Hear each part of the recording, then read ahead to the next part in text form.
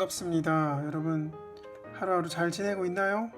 네, 어려움 속에서도 잘 견뎌내는 우리 중고등부 늘 응원합니다.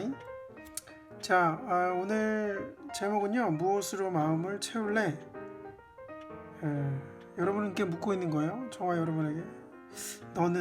나는 무엇으로 마음을 채우고 있는가? 무엇으로 마음을 채우고 있는가?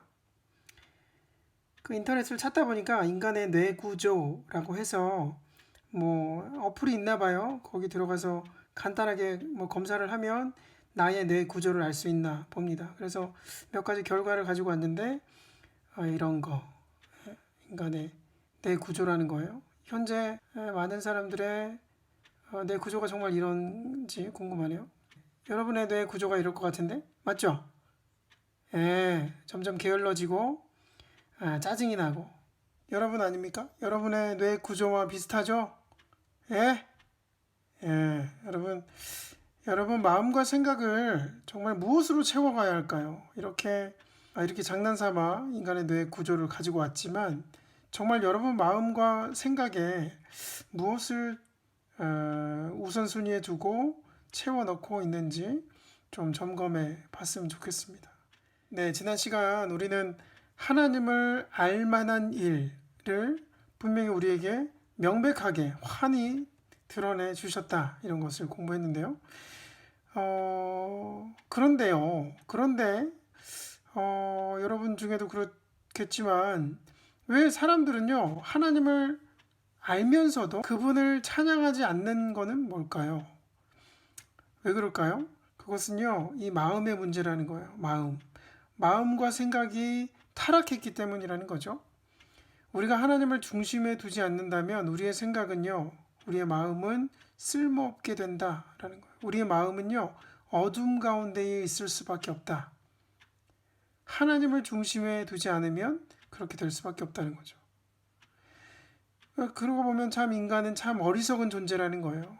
21절에 보시면 하나님을 알면서도 하나님으로 영어롭게 해드리거나 감사를 드리기는커녕 오히려 생각이 허망해져서 그들의 지각 없는 마음이 어두워졌다. 사람들은 스스로 지혜가 있다고 주장하지만 실상 어리석은 사람이 되었다라는 거예요.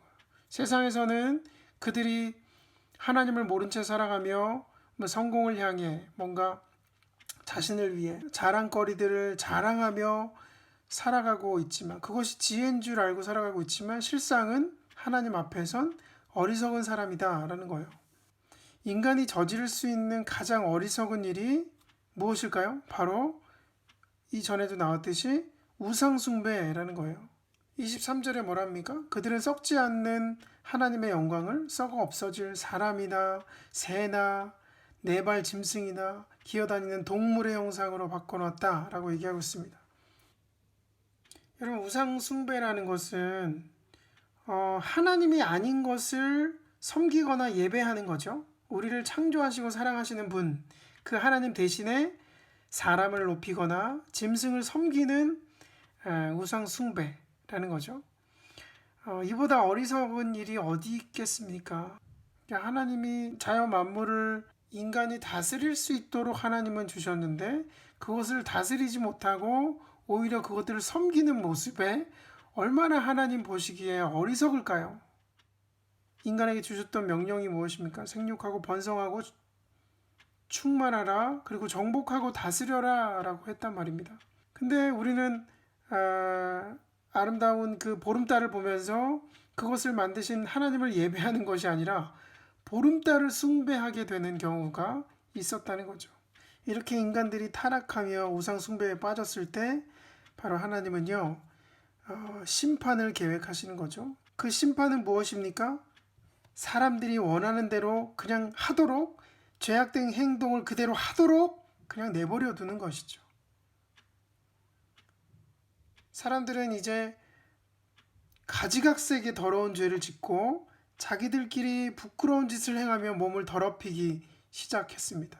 왜 그렇죠? 하나님이 그것을 그대로 내버려 두시는 그런 현재적 심판을 주셨기 때문이죠. 이거보다 더 무서운 심판이 있을까요? 그 결과로 인간들은요 더욱 심각한 죄악에 빠져 들어갔습니다. 함께 읽겠습니다. 이런 까닭에 하나님께서는 사람들을 부끄러운 정욕에 내버려 두셨습니다. 여자들은 남자와의 바른 관계를 바르지 못한 관계로 바꾸고, 또한 남자들도 이와 같이 여자와의 바른 관계를 버리고 서로 욕정에 불탔으며 남자가 남자와 더불어 부끄러운 짓을 하게 되었습니다. 그래서 그들은 그 잘못에 마땅한 대가를 스스로 받았습니다. 여러분, 이건 무슨 얘기죠? 우리가 잘 알고 있는요, 동성애에 관련된 얘기예요. 이 동성애는요, 인류 역사상 아주 오래된 범죄라고 할 수 있어요. 요즘에 드러난 그런 죄악의 형태가 아니라 인류 역사상 아주 오래된 범죄라고 할 수 있다는 것이죠. 여러분, 소돔과 고모라 알고 계시죠? 소돔과 고모라. 아브라함의 조카 롯이 살던 곳입니다. 그 당시 그곳에는요, 동성연애가 성행했습니다. 지금부터 한 3,000년 전 일입니다. 이 두 도시가 당시 모두 하나님의 심판으로 불타 없어지죠. 그러니까 우상 숭배와 또 성적인 타락, 이것은요, 숨길 수 없는 어떤 인간의 타락의 역사라고 할 수 있습니다. 우상을 숭배하고 성적인 타락, 특히 동성애에 대한 어떤 이런 성적인 타락은요, 인간의 어떤 역사의 단면이다라고 할 수 있죠. 우리의 마음과 생각이 문제라는 겁니다. 28절 함께 읽겠습니다. 사람들이 하나님을 인정하기를 싫어할 때 하나님께서는 사람들을 타락한 마음 자리에 그대로 또 내버려 두신다라고 했습니다. 여러분, 사탄 알죠? 이 사탄이 가장 머물고 싶어하는 것이 사람의 마음이라는 거예요. 마음. 우리가 지켜야 할 가장 중요한 보물이 있다면 우리의 마음이라는 것입니다. 우리가 하나님을 모시는 것도 바로 우리의 마음이기 때문이죠. 그 결과 어땠습니까? 내버려 두신 결과에 대해서 아주 자세하게 사도 바울은요, 나열하고 있습니다. 29절 함께 읽겠습니다. 사람들은 온갖 불의와 악행과 탐욕과 악의로 가득 찼으며 시기와 살이와 분쟁과 사기와 적의로 가득 찼으며, 이 마음에 이것들로 가득 찼다는 거죠. 가득 찼으며 수군거리고 있고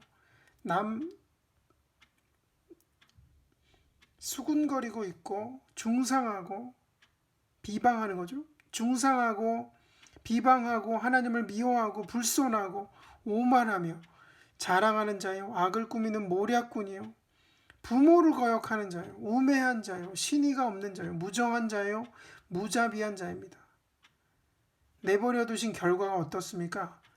아주 추악하죠. 아주 추악한 형태로 살아가도록 내버려 두셨다는 거예요. 여기에 열거된 이 많은 죄들, 인간의 보편적인 죄들이에요. 나는 아무것도 상관이 없어, 나는 아무 상관이 없어 라고 말할 수 있는 사람은 아무도 없다는 겁니다. 우리가 사실 이 부분이 가장 먼저 해결돼야 할 문제라는 겁니다.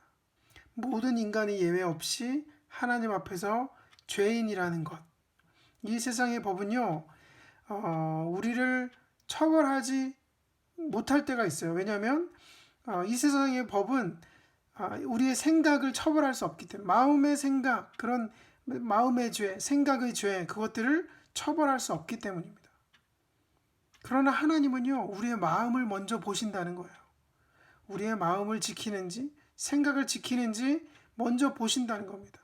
우리의 행위를 보시기 전에 우리의 마음을 먼저 보신다는 거예요. 하나님 앞에서 모든 죄는요, 죽음입니다. 죄의 삭은 사망이요, 죽음이라는 거예요.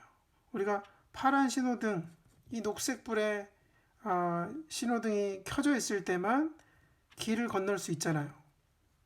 이거 정말 어떻게 보면 정말 귀찮은 일입니다. 하지만 이것이요, 우리의 생명을 지켜주는 올바른 길이에요. 올바른 법이에요. 마찬가지로요, 이 죄의 대가가 죽음이다 라는 것은요, 우리가 정말 듣기 싫죠. 심판이 있다. 죽음이 있다. 너의 죄의 대가가 죽음이야. 라는 것은 듣기가 싫어요. 그러나 이것이 바로 의로운 하나님의 법이라는 겁니다. 우리를 살리시는 생명을 주시는 의로운 법이라는 거예요. 사랑하는 우리 중고등부 친구들, 좀 마음을 무엇으로 채우고 있는지 좀 돌아보길 원하고, 마음과 생각을 지키시는 하나님을 의지했으면 좋겠습니다.